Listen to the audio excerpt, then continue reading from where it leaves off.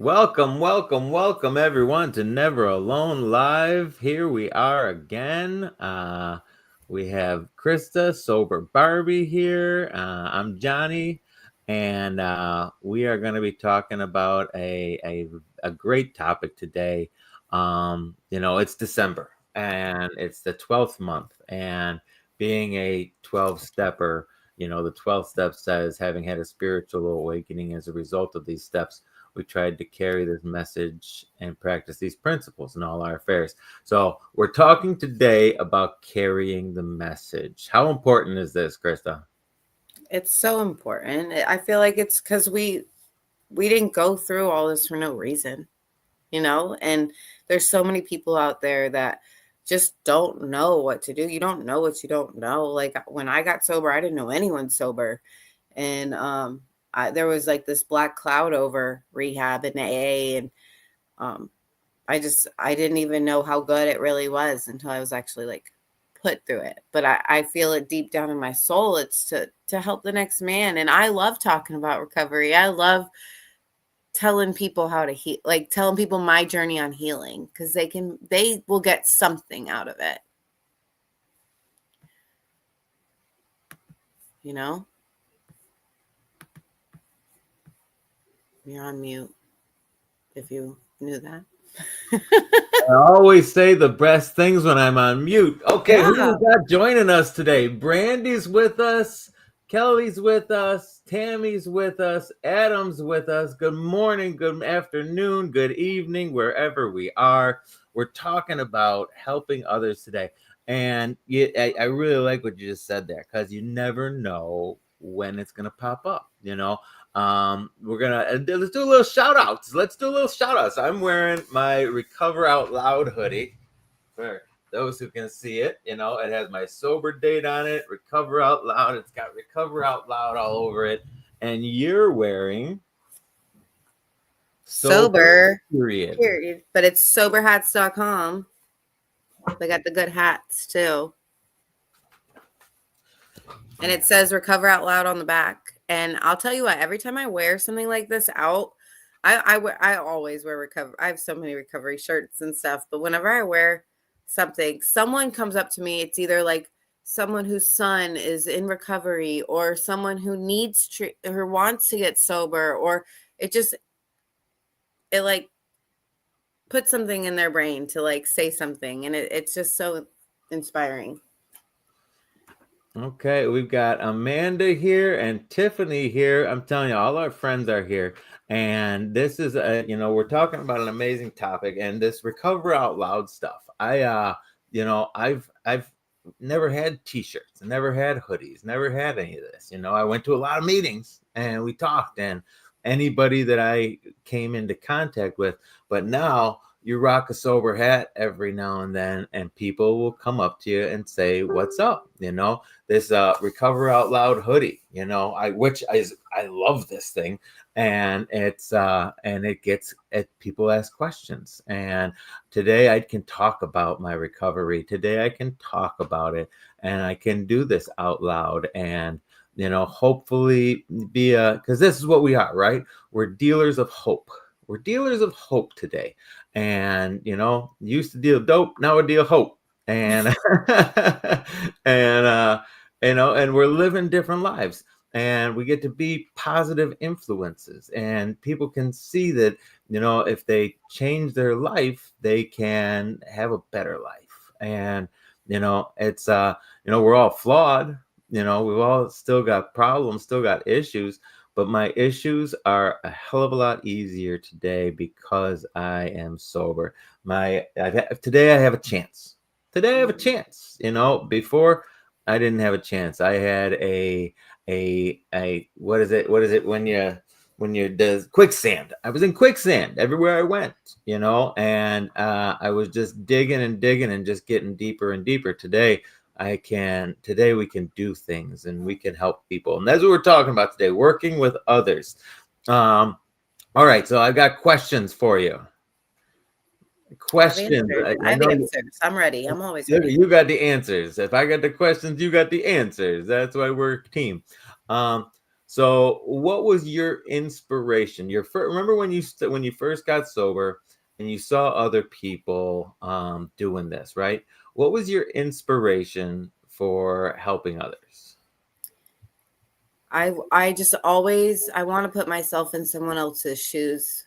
I want to um I feel like that's where I have a lot of empathy, and I have a lot of I see the other person for what they are, and I wish someone would have told me like my story. I swear if I would have heard my story in my late teens, early 20s, that my journey would have started a lot sooner. But I'm grateful it started when it did, because I wouldn't be where I am today. But I just I think that's the benefit of too with social media. I'm able to maybe come across someone's For You page, and they might need to hear it. It might not click right away, but it'll be in their brain for when they're ready. Like, oh wait, that girl was facing 20 years in prison and chose treatment. She got out of it. Maybe if I make this choice, I can be free. And or like what I've gone through with my husband, and like you want to give up on that person, but you see us like work through it and make something of it, and something beautiful comes out of it. And just I wish I would have heard what I went through. Like I wish I would have heard someone's story. And it makes me want to, that's what inspires me, is like hearing other people's stories. Like hearing in rehab, I heard some awesome testimonies, real life testimonies, and I'm like, whoa. Or the stories even in the back of that blue book, like just other people's testimonies inspired me. It's so amazing. And that when I was new, right, I saw these old comers that were at the meetings, the same meetings I was at to try to learn how to get sober. All these guys with 20, 30 years. And it was like, why do you keep coming back here week in, week out, And they said they had to give it away to keep it, and that was inspirational. Those words, I had to give it away to keep it. Mm-hmm. The whole premise of AA was built on one alcoholic talking to another alcoholic, and it's all about helping others. It's all about working with others. But my real inspiration was this guy Brian, who I talk about a lot. Mm-hmm. He passed away sober, and he was the coolest guy you ever saw in your entire life. He had this slick back hair, and he was just so awesome. But he worked with the guys that nobody else wanted to work with. He took on the sponsees that had some mental health issues. He took on anybody who wanted help. If you wanted help, he was gonna give it. And did all of them stay sober? No, but he stayed sober. And it was so inspirational to see that and to be present for that. You know and then, as I got a little time under my belt, I wanted to work with people. I wanted to share what I'd been so freely given. And fortunately, over the years, I've been allowed to teach the book to a lot of people, and it's been amazing to see people get the light back in their eyes, Mm-hmm. see people get the shine back in their smile, to have real laughter. It's amazing. It's amazing. Working with others is by far one of the I think this might be one of my favorite topics that we've talked about. Just because it's critical. It's critical Yeah. for my own sobriety. Yeah. And it's really anything in life. So even before I realized what I was doing, I mean, I worked the steps and I got to step 12, and I get that. But like, I didn't even realize in other parts of my life how working with others was helping me, because recovery is for everyone. Just a basic tool to just help. This 12 steps help everyone. And you don't even realize it, but some people are living it and they don't even notice it. But like anything in life, from like I'm a stepmom, and that's not an easy job. I was finding stepmom support groups or loving an addict support groups. I didn't even realize it, but I was working with others in those areas of my life too. And it just talking to another human that's going through the same thing. Grief. I lost my fiance 8 years ago. Like just talking, you create this bond with someone who's going through it too, and that's why we're put through it, is to help the next person, and it's just so therapeutic. It really is. So let's jump over to comments for a second because there was a really, really good one. There's actually a couple good ones in here. Scott Laborde. Scott Laborde. He said when we were talking about being hope dealers, he says I'm a dopeless hope fiend. I love A that. That hopeless should be a dope shirt. fiend. That I'm telling you, we need to call Dan. Um, and then Tiffany, our friend Tiffany. Tiffany is our friend now, and she comes in all the TikTokies, and we love her so much. But she is the trooper that's been here with us on every Never Alone Live. We love you, Tiffany. And she says, what inspired me was that I didn't want to see more people go down the same dark road that I faced. To be able to be that light for someone else. That's amazing, Tiffany. I love that. Being someone else's light, because that's what we are. We You're a are. lighthouse. Yeah. We're a lighthouse, and for the lost. And I was lost, but now I am found. Brandy, if you're here, I know you like that one. I was lost, but now I am found. And we get to help people, and if they haven't been where we were, we get to help them so they don't have to go there. Yeah. And it's amazing. And then our friend Tammy, we love Tammy. Tammy, it was the feeling it gave me, feeling useful. I felt so useless. The people that welcomed me and made me a part of inspired me to do it for others. I love that. So good, Tammy. I'm telling you, that was the feeling of uselessness disappears after we do. These are in the 9th step promises. The feelings of uselessness disappear. And this is why, because we are suddenly able to be of use. Our stories, after we go through them in the 4th step, the 5th step, and once we get through these steps, all these secrets from our past that we were never going to tell anybody, they become our best assets and our tools to help other people, to relate to other people. And being able to share your story with someone else allows them to share theirs with and it's a trust. It's so amazing. And that feeling of being useful, it builds self-esteem. When we come in and we have no self-esteem, how do we build self-esteem? We do esteemable acts, and helping others is pretty esteemable. I love that. Those are some good ones, huh? Yeah. It just there's just so much like freedom and peace that comes with like being around other people that have gone through what you've gone through. Like, you guys are hearing the worst thing I ever did in my whole life that kept me in some shame and remorse and regret, but they love me so much, and it's almost more than unconditional love. Like the compassion, and just there's just so much peace that comes in it, because like the normal person might judge you for that, but the people that have gone through it like see that you worked through it, and we create this bond. We have this like unshakable bond. It's pretty amazing.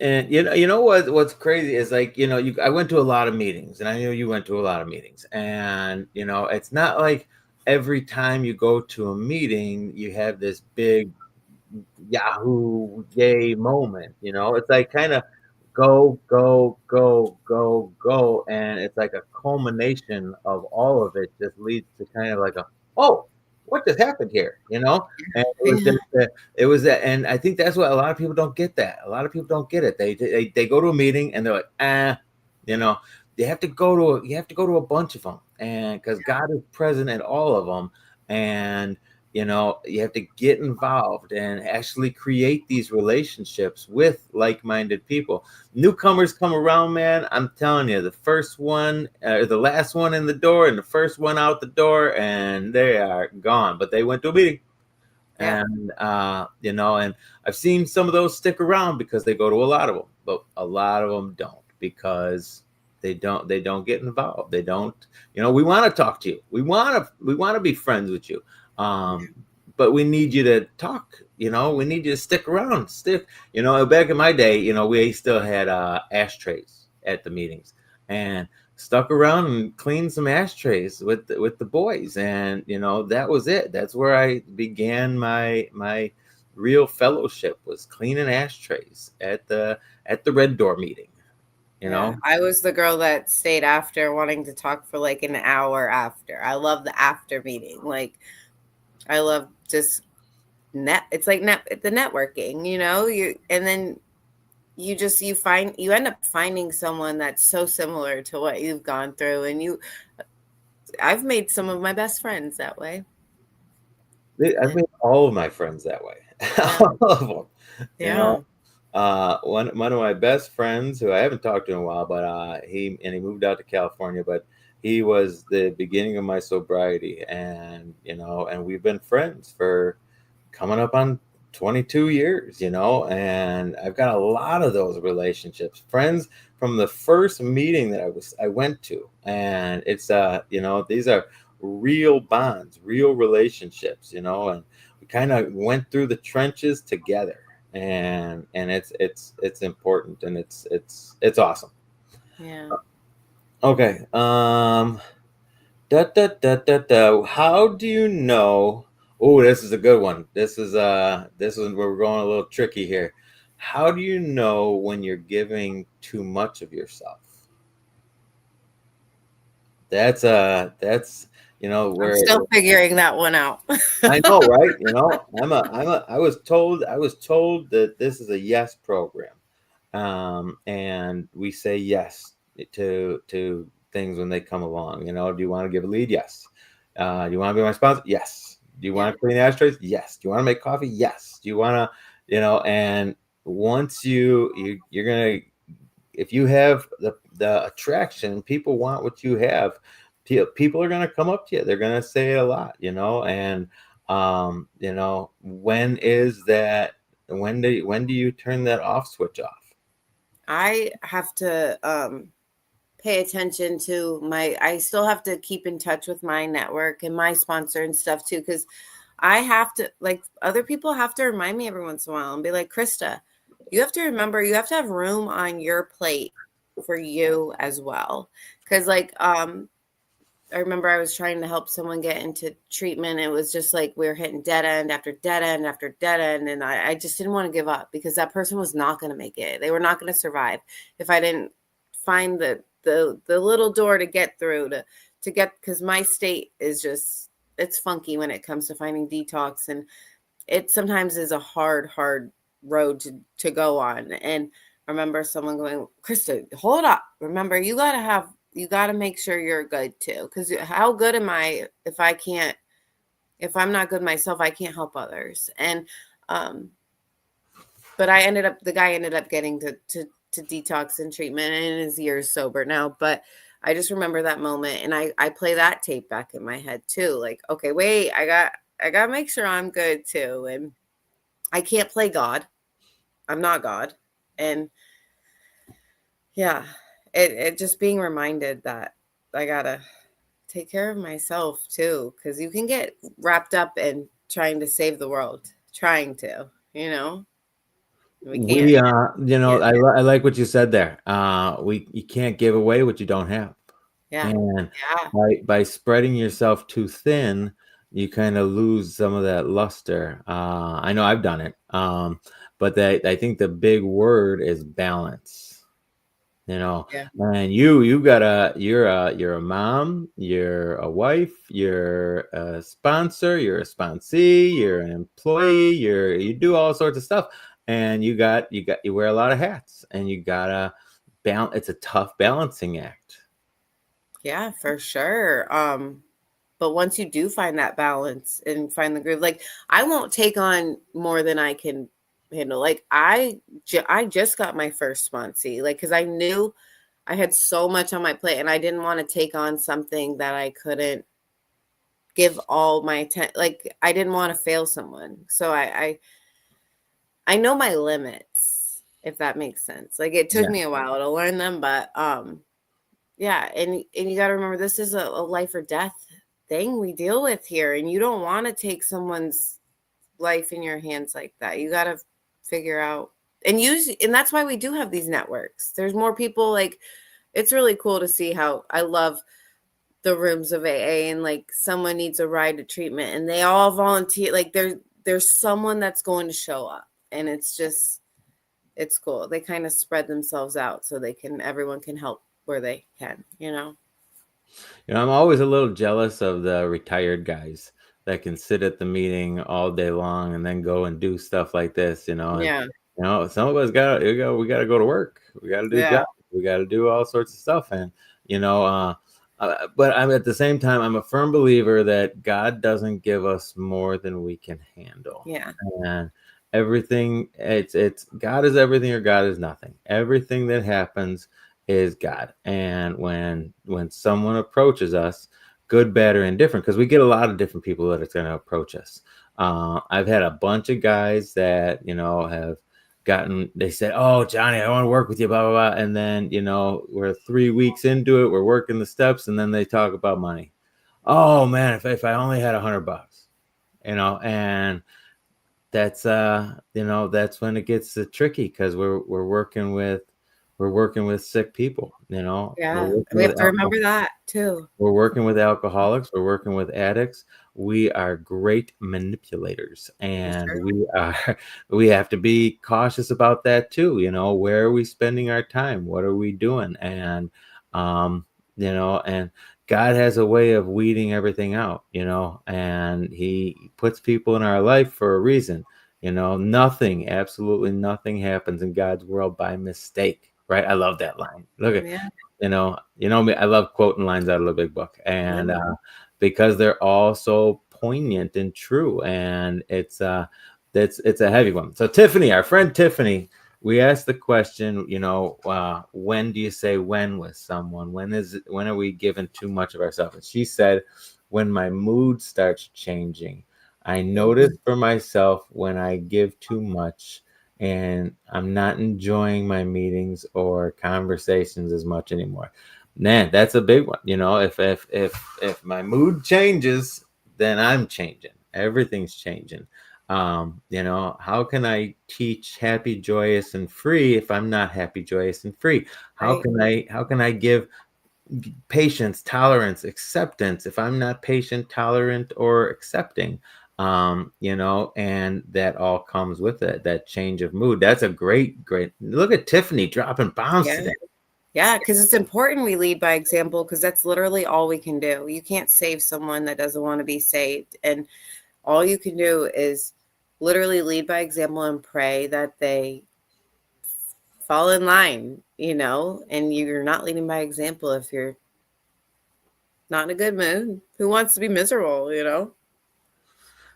Okay, so here's another good one. Here's another doozy. We got some doozies today. How do you support others without taking responsibility for their recovery? Oh, I'm telling you, this was a lesson hard learned for me. I know that. Same. We want to work with people, they want to work with us.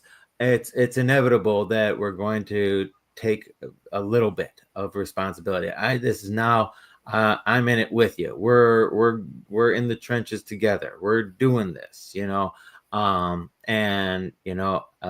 got a lot of guys that I've sponsored, and not all of them stayed sober. And I remember my very first sponsee. I think I wasn't even a year sober, and I shouldn't have even been in the situation. But I was at a dance, the only dance I ever went to, and he comes up to me and asked me to be a sponsor, and I'm wigging. I didn't know what to do, and I went over and I talked to my guys, and they told me this is a yes program, and so I went back over to the guy. I said yes, and I said, here's my number. Call me every day. And then my guys, they were all sorts of proud, right? And we went out for pizza that night, and it was a to-do, and then I never heard from that guy ever again. Yeah. So it's we're not responsible for anyone else's recovery. We can't make anyone else recover, right? No, it's literally offering the suggestions. And if they want it, they'll take it. And I remember because I was literally the only one sober and proud in my community. And I knew of the couple rehabs. And so for the last 10 years, I have been the safe place where like moms or people who are ready for treatment they reach out and they're like, where's a rehab or where are the meetings? Or because I'm just very out and open about my recovery. And so many have reached out and then you never hear from them again. And I remember one time going, they didn't even say thank you. They didn't even say thank you. Like I gave them it took an hour for me to come up with all these different options of treatments and stuff. And I'm like, they didn't even say thank you. But something cool though. So like there's many times that it's late night and they're like asking me and I like you say yes. So I don't ignore the message that comes in. A lot of them come through Facebook Messenger and or they don't want anyone knowing, that they're asking about it or whatever. And I remember helping this girl, it was her sister, and then she gave me her sister's number. And, sometimes I'm like, have them reach out to me. But sometimes I feel it in my soul. I'll just send a text, like, hey, I'm here for you if you need it. And I remember working with this girl, giving her all these options. And then I never heard from her again. And then I went to a recovery walk it was like 2 months ago. And this girl, she's speaking on microphone saying she's a year sober and that she was from my hometown. And I didn't recognize her. But I went up, I felt I needed to go up to her and say, congratulations on your year, And then I go, you might know my husband, because they were like around the same age. And she goes, oh my God, you helped me over a year ago. Like she took the info I gave her and actually used it. And it melted my heart that like, some of it does stay with them and who knows, like they could refer back to when we did help them, just not in that time, but it does make a difference.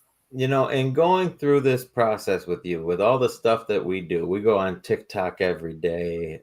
We're here, we do this, we've got Zoom meetings that we do together and hearing all the people that have been inspired by your stories and your reels and your videos and stuff you post on, because you've had social media and you've been doing this for a long time, and people have kind of seen you grow over the past X amount of years. They've seen Bubba grow over the past year. I mean, they've watched the whole story because you've put it out there for them to see. And so I know, I mean, how many, I couldn't tell you how many people say, Sober Barbie, you changed us. You changed things. It was, let's talk about that. Tell me what you do, how you do what you do, and why you do what you do.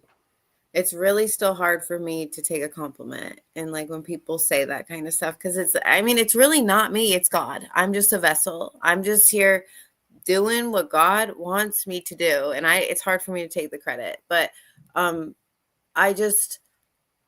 don't want people like Tiffany, I think said it. It's just, you don't want people to maybe they don't have to hit the rock bottom you hit. And that recovery isn't such a, like there's no black cloud over it. It's actually for everyone. And, there's more families affected than the actual addict. And, I've been the addict and I've loved one. So I know what it's like for both sides. And I used to catch crap for saying, I do think it's harder to love one because like you have no control and it's literally like, I just hope you make it. And I think it's important to show the hard times and the raw and the real, and it's not always butterflies and rainbows and stuff happens. Like my husband got sober a year ago, but we're still living through a lot of the repercussions of what his relapse did. And like, it's important to show us going through the hard times, but it's the recovery tools that are giving us hope and helping us work through it. Like even with raising our children, like my kids, watching them, I'm not forcing them to say sorry when they argue. They're 4 and 6 and they argue a lot. And my mom growing up, she was always like, you better say sorry to your sister. And like, I don't even have to do it. And they'll like say what they did wrong. They make like a proper amends and then they change their behavior. And it's really cool because they're like watching us. And it's an outlet for me too. I want it's nice to just get it out, and I'm not going to explode. And I mean, the numbers don't lie on these Yeah, apps. I mean, you got I mean, videos. You I do got get a video. lot of hate too. I get a lot of hate Oh too, yeah. but I tell them, thanks for boosting my video. I mean, you've got videos with millions and millions of views. People are watching this. This is important stuff. This is, it wouldn't be watched if it wasn't important. You know what I mean? Yeah. So this is what you're doing with just kind of posting your life. And honestly, I don't think everybody in the world should. No, I but think I that want to also give hope to people that maybe you should be doing it. Maybe this will help you to share. Maybe someone needs to hear your story. You can do it too if you want. Like, I don't know. Yeah. Awesome. I don't know. Our buddy Justin is here. What's up, Justin? Haven't seen you in a minute. And Mike from Sober Hats was in here for a minute too. Sober Hats, and now he's got sweatshirts. And Megan, can you put the Sober Hats website into the comments, please? He does have 15% off his whole site right now. Use Sober15 at soberhats.com. Shameless plug. We should become pitchmen. And start doing infomercials. Hi, everybody. Let me tell you about the Deluxe Clean-O-Matic. I mean, it's good stuff. Yes. So it's right there, soberhats.com. And while you're at it, can you put in the Recover Out Loud website as well? If anybody's interested in any of these kind of things, I think he's got a December sale going on as well. And this is just we love these guys, and they're awesome. So we love talking about what and they're in recovery too. So it's a mission they're on. Absolutely. It's their 12th step. Okay, so here's an interesting question. How do you approach someone who may not be ready yet? Ooh, that's a good one. Hard one. It's a case by case. It's case by case because you never know. And when I kind of stay clear of the people who are actually like intoxicated or on, like you can't talk to someone who's drunk. Like it's literally kind of impossible to tell them. And I highly recommend saying to go to rehab. I do not do that. Do not tell someone that they need help. Like you're going to make them feel more shameful and like, you're not going to make them feel good. But just meeting them where they're at, you have to just love them for where they are in that moment. And I remember my husband, someone told me, like, think of it like a disease, like a brain tumor. Like, are you going to judge someone for doing something dumb because they have a brain tumor? No. Like, because you're going to tell me that the man that cries when my kids have a bloody nose is going to walk away and choose drugs over their family. Like, that's not him. So I had to like meet him where he was at. And like, I say this all the time, when someone is, because they're not always, it doesn't always feel great to be drunk or high all the time. Like, they're going to have moments of clarity. They're going to have moments where they want help. And it's like a window being open a little bit. And that's your opportunity to say, hey, here's a detox, or here's a treatment option, or go to a meeting with me. And if they don't move in that moment, that window's going to shut. But it's going to open again. It's going to open again. So just always be ready and just pray and lead by example. And that's literally all you can do. But always be ready. Just have it in your back pocket. That's why I study the book the way I study the book, because I need to have this information at hand. And this is an interesting question. And so in November 1934, when Bill Wilson had been into rehab twice. Well, it wasn't really rehab, but it was in the hospital twice. He learned about the allergy, and it didn't take. And he went back to drinking both times. And it wasn't until he sat with Ebby, and he was sitting there drinking.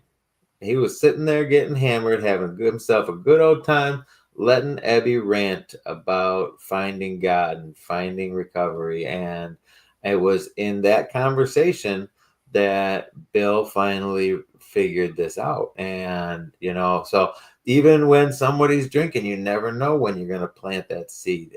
But you got to be willing to get out and plant that seed, So, it's any opportunity, but you got to be armed with the information, Mm-hmm. Then, the information is your story, your testimony, being able to share that and share it well. I suggest practicing it. Yeah. If you plan on talking to people about your life, you should kind of have kind of a timetable and to be like, okay, this was this and this and this and this, and this is, just to kind of organize it. And then, know a little bit about the solution. You got to know at least a little bit about the solution, because Yeah. if you come to the table without a solution, then it's just a bunch of problems.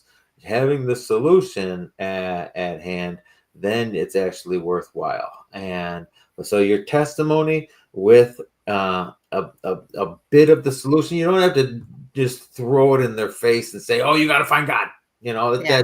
That, and you never know, maybe that works. You got to kind of sell it to them, You got it's kind of like a sales pitch in a way. It's like anything you want in life. Like, I don't know, like convincing my kids to want to brush their teeth. I got to tell them, hey, the tooth fairy's not going to come if you don't, like, you got to kind of sell it to them a little bit. the deluxe Clean-O-Matic Make it here. What do they say? It's attraction, not promotion. You got to make it attractive. You do. You got to make it attractive. When I went to meetings, if they were just a bunch of sad saps sitting around moping and about horrible things, I wouldn't want to go back to that. But I went there and they were laughing. They laughed and laughed and laughed. My grandmother, who I talk about frequently, it was her and her girlfriends that, they were each sober for 26 years when I got clean, and they would just sit and giggle and snort and fart and everything else. They were the most awesome women ever, and it was seeing that laughter, that happiness. It's contagious. I want that. I want that laughter. I want that happiness. I want that joyousness. We have to be the example, and then we have to sell how we got the example, how we got to be this example. And so I thought that was a pretty good question. That is a good question. Yes. So let's what do you wish you knew then that you know now? So when you were early in recovery, you wanted to help people. What was it that you didn't know then that you wish you knew? Or what was it that you wish you knew then that you know now?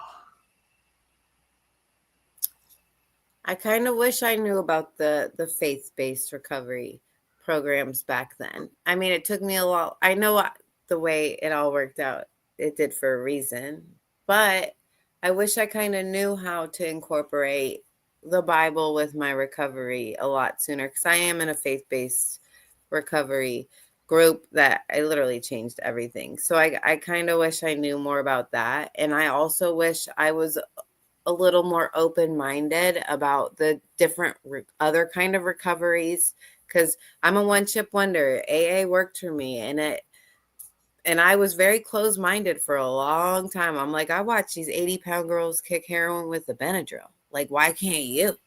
Like, what? Like, I watched it like it was abstinence, or they weren't on anything. There was no MAT. Like, I was against all that kind of stuff. But then I watched the progression of the illicit stuff, and like how that has that's a beast, and that grasps onto these people a lot harder than I personally experienced how alcohol had a grip on me. Like, it's crazy and how it's evolving so fast. But there are so many ways of recovery. Like, I didn't even know what NA was when I was getting because one way worked, and if it wasn't broken, I wasn't gonna fix it, and it was working. But I got in a couple little arguments and a little fights with other people thinking my way was the way that worked. I mean, it does work for for a lot of people, but not everyone. And I kind of wish I knew about the other ways of recovery and stuff. But Yeah, I do now, and I'm I very didn't. open-minded. Oh yeah, and honestly, this platform and the TikTok platform and everything that we're doing and watching other people, the interview we did with Jackie, man, was it so powerful. And I didn't really have an opinion either way on the MAT program. If it works for you, it works for you. Great. If you're not into it, you're not into it. Great. But the way she explained it when we interviewed her and we talked about, because it was trauma that led to drug abuse and addiction, and then having to get past that trauma and beat addiction simultaneous, and her being on the MAT program and going down and down and down, and she's clean now and successful and doing well and getting and moving past the trauma. It'll always be there, but moving past it so she can have that happy, joyous, and free life. If anybody doesn't follow Jackie Ferris, you definitely should, because she's another good one. Yeah. We've had a lot of cool interviews this year. Yeah. We've had a lot of cool interviews. Kyle's story, oh my goodness, Kyle's story was so powerful. Megan, can you drop Jackie Ferris's page in here as well as Kyle's? Because Kyle just, he is out, and he's got such a story, and sheriff that got addicted, went to jail, came out, harsh realities, but now he's out speaking, and he's leading groups and doing all this stuff, and it's so amazing, his story too, right? That was And these stories don't have an end. They keep going, and they're just more powerful, and the next chapter keeps getting better and better, and watching what they're doing, and it's cool. It's so cool, and I'm telling you, and this platform alone just has opened my mind personally to all sorts of different avenues that I never thought of before, and just like you, I got sober in AA, never looked back. It was fine. Didn't nothing was broken. Why fix it? And now looking at all these other programs, I see the beauty. I see the beauty in all of them, and and in different religions. I was anti-religion, and now I am a Christian that follows Jesus, and I can say that loud and proud now. But I also, if you are not a Christian, if you're a Buddhist, if you're Muslim, if you're whatever, whatever works for you is all that matters. Whatever is your relationship with your higher power, as long as you got one. And be bold with it. Don't be ashamed, and now you can have a voice. It's cool. I love it. Okay. So we've got so many cool comments. Tiffany, I'm telling you, Tiffany's been dropping knowledge all day long. Maybe she'll come on here. Maybe we should have Tiffany on here. Yeah, she's been here since day one. Maybe she can take over. She knows what to do. Yeah. This has been great. What did we miss? Did we miss anything on working with others? And I mean, I love the 12 step. We can talk about this all day long. But I think this has been awesome, and you know what? It's just in talking about it is, I think, inspirational, because it's like it makes me want to go do something right now. What can we do next? Yeah, and there's no one way to help someone. Like you said, you used to clean ashtrays. That is part of the solution. Like holding the door open for the people walking in the rooms, or answering a phone call, or just being an ear, just listening to someone vent or giving someone a ride, or putting that dollar in the basket. It's all service work, and you're literally a disciple of what you believe in and what you're doing. Oh, I think that's a topic for our next time. Next time. We've got some interviews coming up over the next few weeks, but next time it's just me and you. We're gonna talk about I'm gonna write that down. I come up with some good stuff every once in a You while. do. You come up with good stuff all the time. All right, everybody. Thank you so much for being here with us today. God loves you. We love you. And feel free, reach out. If you guys have questions, comments, concerns, please reach out to Krista. I'm always here. Please do. It helps me. And your mistakes don't define you. You guys have a wonderful week, and we'll see you next Wednesday. See you next week.